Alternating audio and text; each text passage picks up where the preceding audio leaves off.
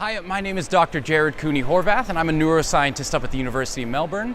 Today we were taking a look at the impact of stories on our perception of the world, and this idea that we used to think the world comes in clean, but it doesn't. The stories we have, our narratives, dictate what we see, determine our perspectives, determine what we can understand. If you really want to change your well-being, your life, your work, your job, your family, you have to start by changing your stories, your perspectives. And this is where things like failure and mistakes and innovation really come into play. By forcing new ideas, by forcing old ideas to fail, you have to change your story, and that story will dictate what you then see in the world. I know it sounds crazy, but I'm being very honest with you when I say your story will drive your perception. Change your story, you see a different world. If you'd like to learn more, I've got my new book that just came out, Stop Talking, Start Influencing, and it looks at 12 ways we can start to tap into and change our stories to start experiencing something new. Thank you so much for having me. Together, so I gotta kind of dive right in. So if that's okay with you, I'm just gonna start moving, yeah? Neuronarratives. What is the impact of stories, narratives on this lovely lady here? To understand what I mean by neuronarratives in our intimate future, what I think is going on, we need to dive into this and how this sucker works.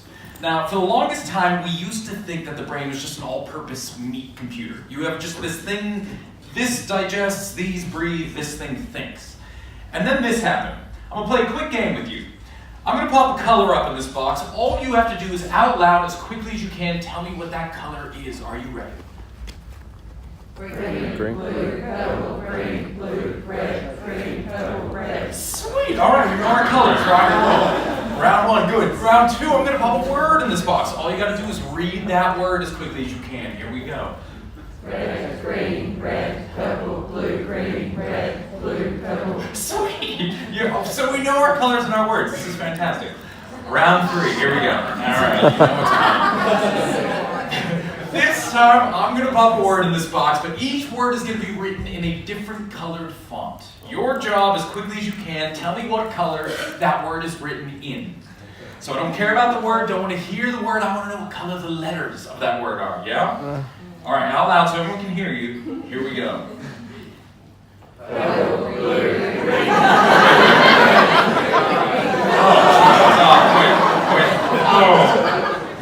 Did you feel it? Did you feel that crunch?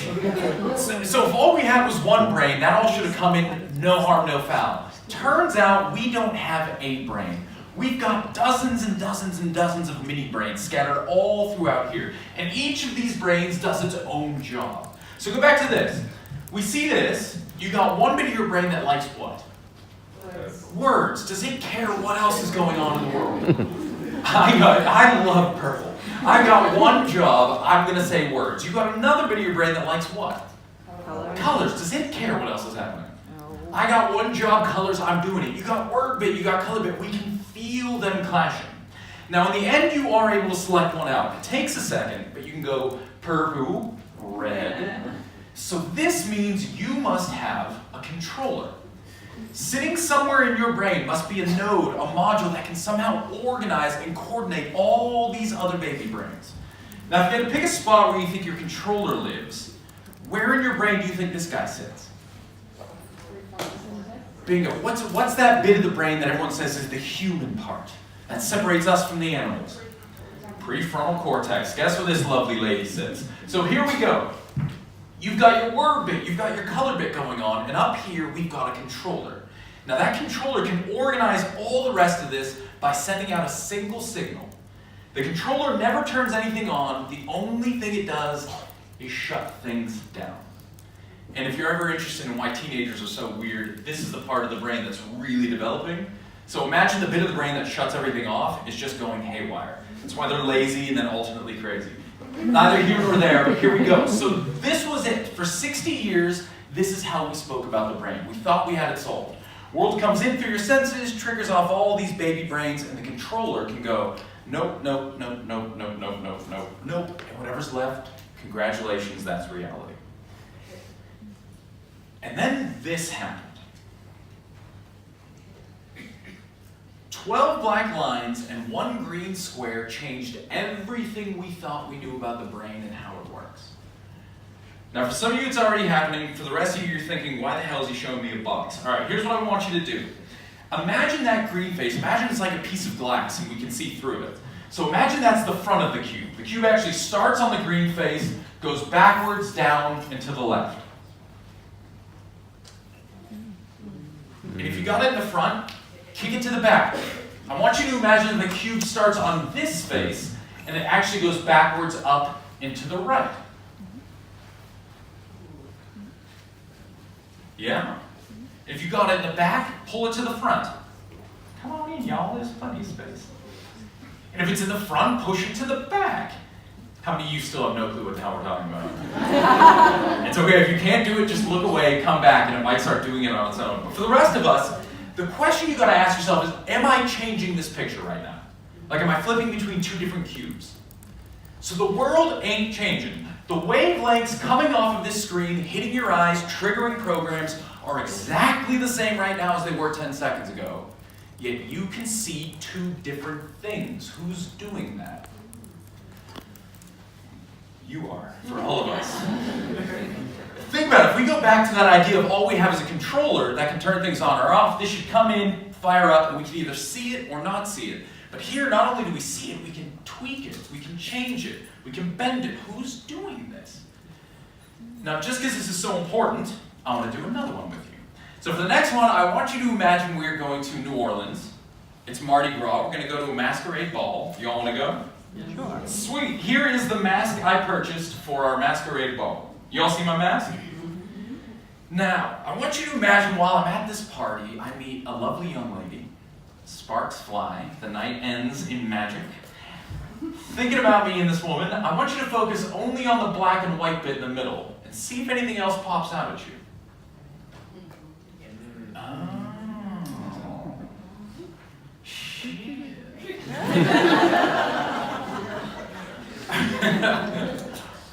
All right. If you see it, what are we looking at? Two people kissing. What? No. Oh yes. Who still doesn't see it? I'll help you out. All right. So it's two people in profile coming in for the kiss. So here's the dude coming in for a big smooth, and behind his nose, that's the woman. Oh, all right. Now, if you see the kissers, go back and see the mask. And if you're looking at the mask, go back and see the kissers. Is this picture changing at all right now? Is the world shifting in any way? So the world is exactly the same, yet you can see two different things. Who's doing that?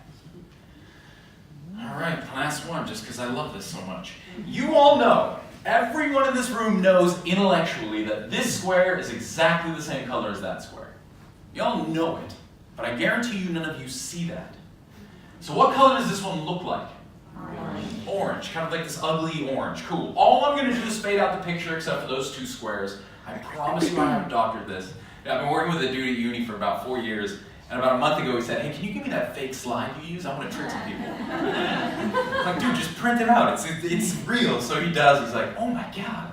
4 years he thought I was kidding. I promise you this is totally, I don't lie. So all I'm going to do is fade out the picture except for those two squares. See if you can feel the moment when you decide, no, that's not orange, that's brown. Now, all I'm going to do is bring it back in. I promise you, nothing about that part of the world is about to change. You can use any scientific tool you want to measure the wavelengths, to objectify it, put it through a t-test. It ain't changing. Yet see if you can feel the moment when you decide, nah, it can't be brown, it must be orange.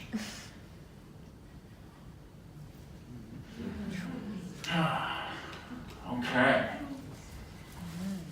So what is it about this picture that makes us think that it should be orange? Like, what's going on? What's the big theme here? It's the shadow. Bingo. We got everything here's in light, everything here's in shadow. Now, we all have a lot of experience with lights and shadows. We know that when something moves from light into shadow, the colors change, the tones change, but the thing stays the same. And here the world is doing exactly what it should.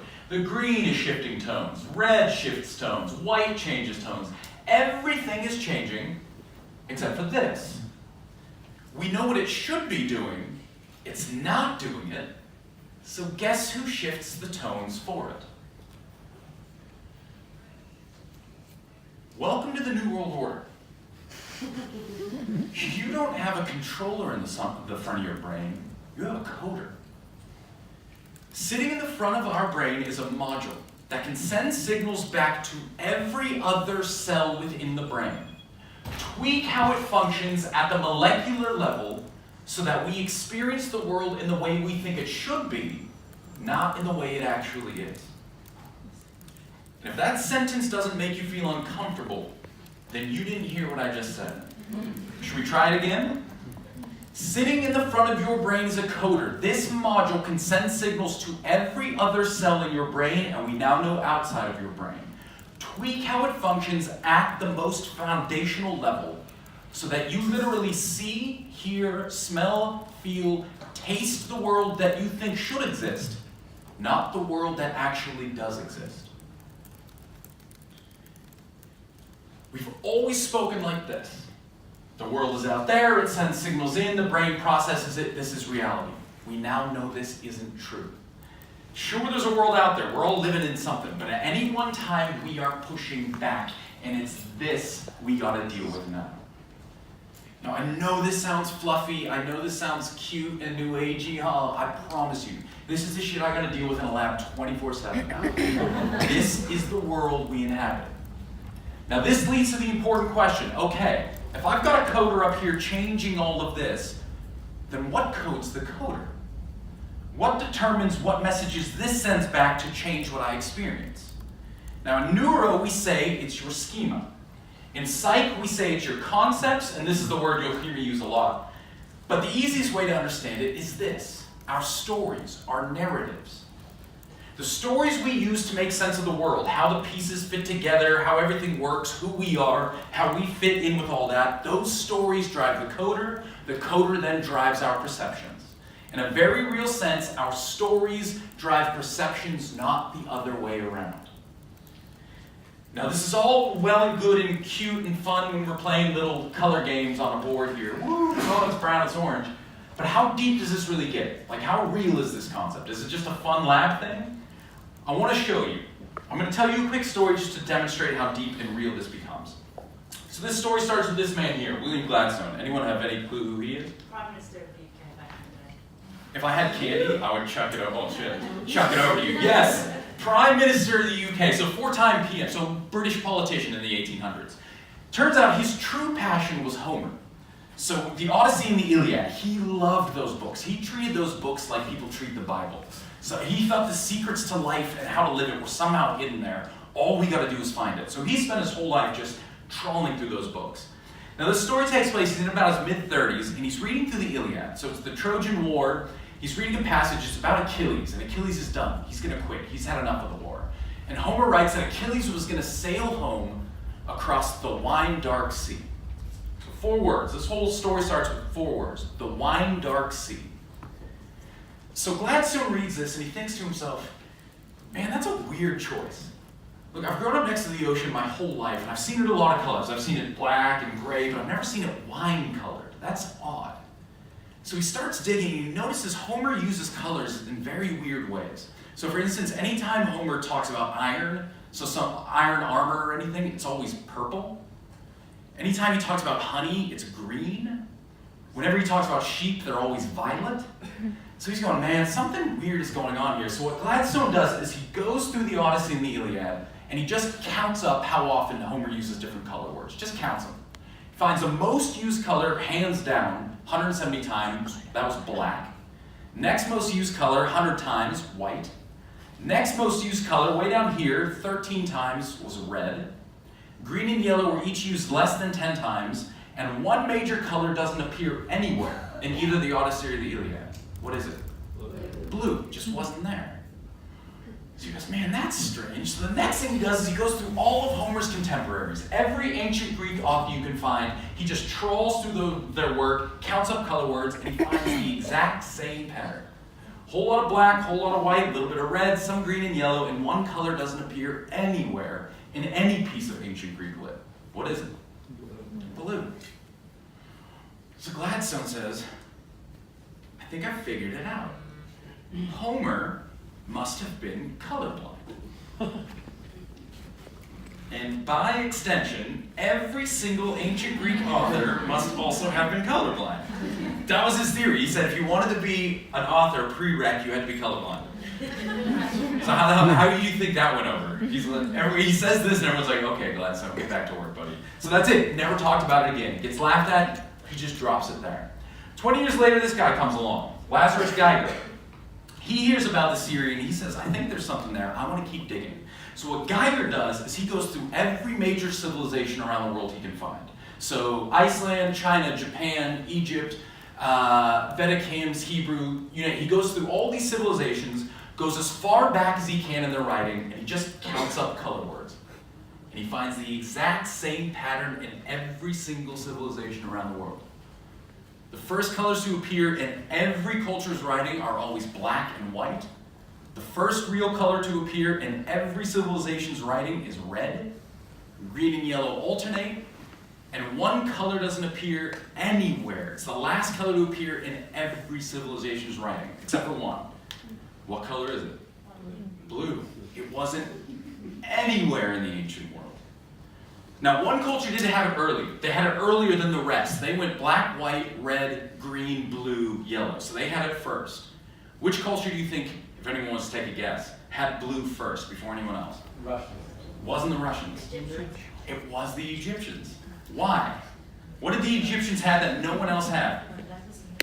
Bingo. Lapis lazuli. Now, if you think about it, blue is an incredibly rare color in nature. Like, there's not a lot of blue buffaloes roaming the plains. There's not a lot of blue flowers. All of our blue flowers are genetically engineered to be blue. It's just a rare color. In fact, to this day, the only natural source of aquamarine blue we have in the world is this. Lapis lazuli, a stone mined in Afghanistan, brought down to Egypt. They could crumble it up, turn it into eye makeup, turn it into paint. Sweet. Geiger says, I solved it. Until you can produce a color, you simply don't talk about it. It's not important to you. Here, the Egyptians could make it, so they wrote about it. They then traded it. Everyone wrote about it. Problem solved. Everyone goes, oh, that's wonderful. That's a great story. I love your theory. Thank you. Geiger said, thank you. It is a really good theory. Too bad I don't believe it. Geiger said, I actually think it's the other way around. What if instead of until I can produce a color, I just don't talk about it? It's until I know a color should exist, it doesn't. So instead of until I can make it, man, it's until I have that concept, that story, there ain't nothing there. Now, how do you think that theory went over? So Geiger says this, and he almost immediately got kicked out of the Scientific Academy, whatever the fuck that means. Can't do science anymore. But the point is, everyone got really mad. They said, you can't say that kind of stuff. That's non-scientific. No, that doesn't make sense. And the biggest argument against him was, how would you ever prove that? We can't prove that. We can't go back in time. It's nonsense. You're out. Fair enough. How would we ever prove that? Cut to today. There is a tribe in Namibia called the Himba. We know their language. Guess what they don't have a word for? Now we can test this. I'm going to play a game with you. I'm going to pop up a bunch of colored squares. One is going to be different than the rest. All you have to do is raise your hand when you see which colored square is different than the others. Are you ready?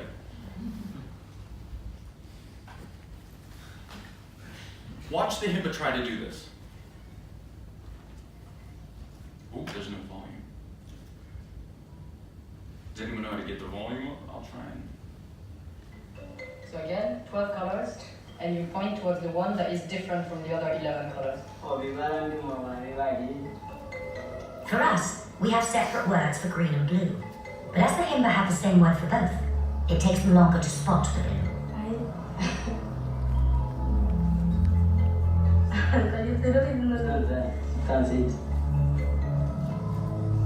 Okay, that was a difficult one for him. The difference between the two categories of colors Look at his very close face. to each other. For us, it's quite clear the one that is different, but for them, they have to look very hard. Is it that he's not trying? He doesn't see it. Now, if you want to see what this feels like, the Himba have about 37 unique words for shades of green. Green is stupidly important to them. It means everything from food to water to trails. That's their color. We have about 17 words that we use. Same game. I'm going to pop a bunch of colored squares up. One is going to be different. Raise your hand when you see which colored square is different this time. Ooh. We had an early taker who pulled it back. Got a few. I promise you one of them is different. And when I say it's different, I don't mean it's kind of different. I mean it is very different. First time I saw it, I didn't believe it. I had to put it through Photoshop and do that tool. One of them is wonky. If you haven't seen it by now, it's just going to get harder and harder. They're all it's like, that one is, oh no wait, it's still, oh shit. Alright, who wants to take a crack? What do we think? Bottom right? Kind of down here? It's not in this quadrant. At the top. At the top. No, this one. Bingo. If you see it, how is it different? It's tons lighter. It's got a ton more yellow in it. When you click on it, the whole slider goes way over into the yellow spectrum. How many of you know this and you still can't see it? Watch the Himba do this one. Okay, now you look at these new 12 squares. One of them again has a different color. Which one? He's testing how long it takes them to spot a colour which is different from the others. Now. Can you do the same thing again? This is what they're looking at. That's different than the one I used, so you can play It's quite again. hard to spot the odd one out. Okay, can you point one more time towards the different color? Very good. But for the Himba, it's easy to see the green which is different.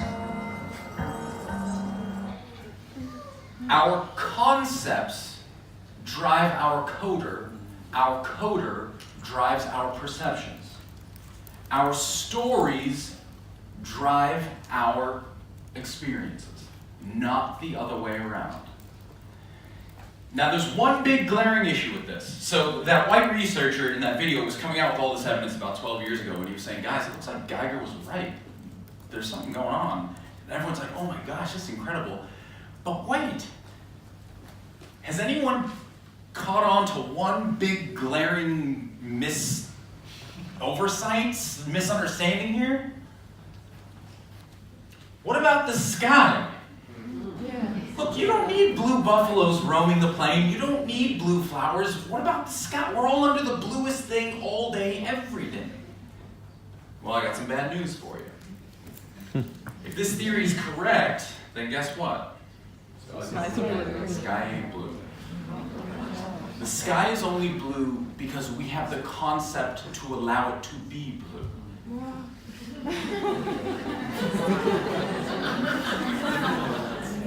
Now, how the hell would you ever prove that? Well, luckily, that white researcher in the video was about to have a kid. And like any good researcher does, when you have a kid, you run an experiment. So he had a baby girl. If you ever get to hear him talk about it, it's so interesting. So he has this baby girl, and he decided, okay, we're going to teach her colors. She'll know blue. She'll be able to point to this and say blue. She'll just never hear that the sky should be blue. She'll know the color, she just won't hear that concept. So when she was growing up, they had to control every book that was in the house that had a blue sky. Every TV show she watched, she just never heard this concept. So finally, she's about 2.5 years old, he says. They're in the park, it's a perfectly blue sky day. Time to spring my trap. So he starts playing the color game. He's like, what color is that? Brown, yay. What color is that? Yellow, yay. He said, then I did it. I said, what color is that? Pointed up.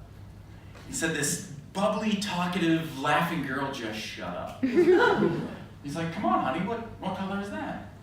He said, she looked at me scared, like I was pointing at nothing. So he said, all right, don't worry about it, baby, let it go, it's all good. Fine, drops it. For the next 6 months, anytime it was a blue sky day, he'd take her out, play the color game, and he'd say, what color is that? 6 months, she didn't say a word. Finally, she's a little older than 3. They're out in the park, he does it. He says, what color is that? And she finally said her first word. What color do you think she said? Right.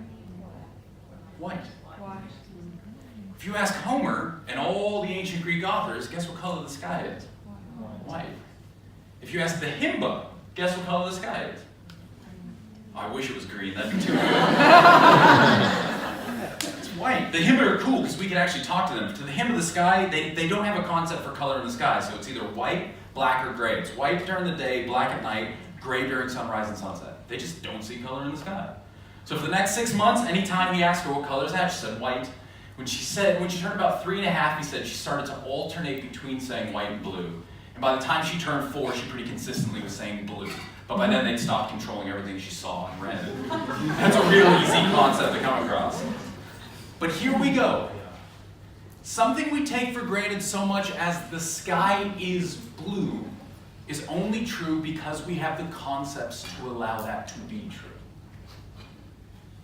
If our stories are driving our perceptions, then that means most of what we do, whether we're in education, whether we're in business, whether we're parents, whether we're coaches, if we ever want to impact, influence, change, most of what we do is try and change people's stories. They see the world in a certain way, we need to somehow access that coder and tweak their underlying stories so that they see the world differently.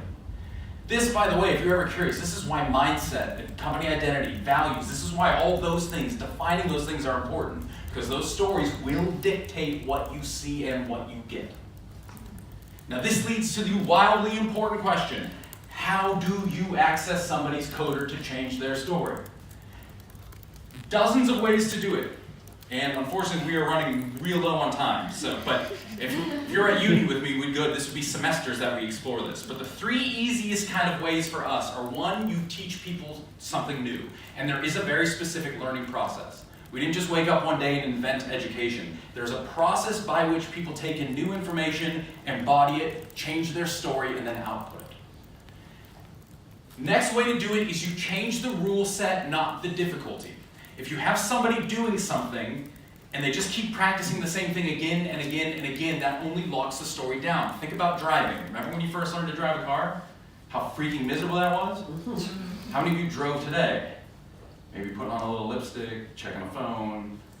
It's easy as heck, but as soon as I throw a deer or a kangaroo in front of your car, now you've got to access your coder. You've got to change the way these programs work. Video games are so popular because they don't just throw more enemies at you, they throw different enemies at you. Change the rule set, change the strategies, and that forces people to access their coder and change those stories. And the third way is to screw up. You do not have a choice. When a prediction or a story fails completely, your coder kicks on automatically. It's a safety mechanism. You have to rewrite your stories. This is why failures and errors are nothing to be afraid of. They are the best things in the world because they are the straight shot to changing our stories.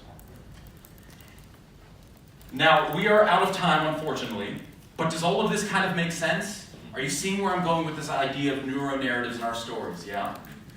If you're interested in this concept, okay, how do we tap into stories and change? That's kind of what I do while working with schools. That's essentially what my book is about. Shameless self-promotion. So this just came out. This looks at 12 different processes by which people learn so that we can tap into their coder and start to change their stories. If you bought it down at Dimmicks, it's $35. $15 here. What? That's fantastic. Oh yeah, what a deal, what a bargain. But there you go. Thank you guys so much for hanging out with me.